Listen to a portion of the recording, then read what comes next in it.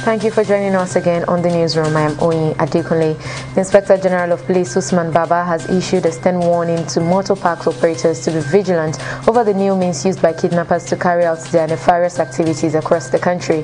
Parading suspects for various crimes in Abuja, First Spokesperson Frank Mba announced that kidnappers now use designated motor parks as their operational centers to commit crimes. Mba explains that kidnappers would go to a designated motor park, load passengers, depart from the park innocently, and then establish communication with other members of their gang about their movements. He thereafter appealed to motor park operators across the country to take notice of the new development and ensure that they collaborate with the police in their localities.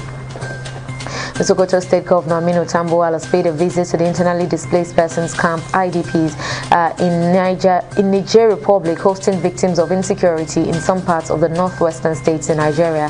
During the visit, Tambuwal announced that the Sokoto State government has put plans in place to dispatch 10 trucks of relief materials worth millions of naira, comprising of food, clothing materials, and other items to the camps. He also explained that the affected states in Nigeria is set to hold a bilateral security meeting with the Nigerian states, hosting the displaced persons in a bid to deepen cooperation.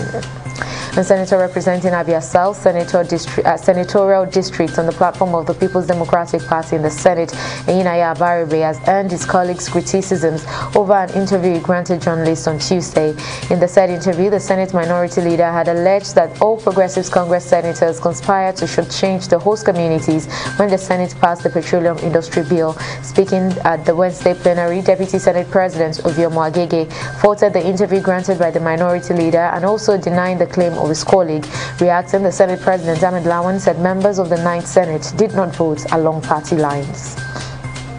And thousands of Vietnamese who once made a living in Ho Chi Minh City, which is the country's COVID-19 epicenter, are returning to their home provinces in desperation after authorities lifted a strict stay-at-home order last week.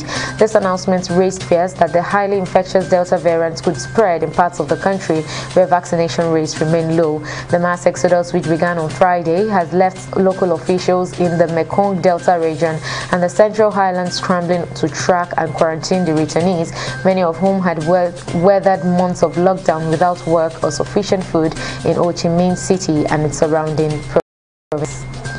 And the executive chairman of the Economic and Financial Crimes Commission, EFCC, Abdurrashid Bawa, has called for a concerted action by all stakeholders in ensuring an efficient, effective, and fraud-free pension system in Nigeria. Bawa said this at a two-day summit held at the Nigerian Air Force Conference Center in Abuja. According to Bawa, the EFCC has investigated and documented hundreds of billions of naira lost to fraud in the pension sector and is determined to enforce all the laws against fraud in the country to ensure that retirees get their due benefits upon retirement. Sri Lanka President Gotabaya Rajapaksa has ordered a probe into his niece's overseas wealth after she and her husband were indicted in the Pandora Papers for having millions of dollars stashed abroad. The president asked the main anti-graft body in the country to issue a report on the assets of Nirupama Rajapaksa and her husband within 1 month. The 59-year-old was a legislator in the previous government of another uncle, Mahinda Rajapaksa, the current prime minister between 2004 and 2015, and was a junior minister for 5 years. And in sports, Tyson Fury and Deontay Wilder threatened to inflict crushing knockouts as they made their grand arrivals for their heavyweight grudge fight in Las Vegas. Fury has vowed to produce another brutal victory after stopping Wilder in the 7th round of their rematch to claim the WC belt in February last year. On his part, Wilder affirmed he will gain destructive revenge after plotting Fury's defeat with new head trainer Malik Scott. And that's the latest update on the newsroom at this time. Do join us again at the top of the hour for more. Thank you for watching.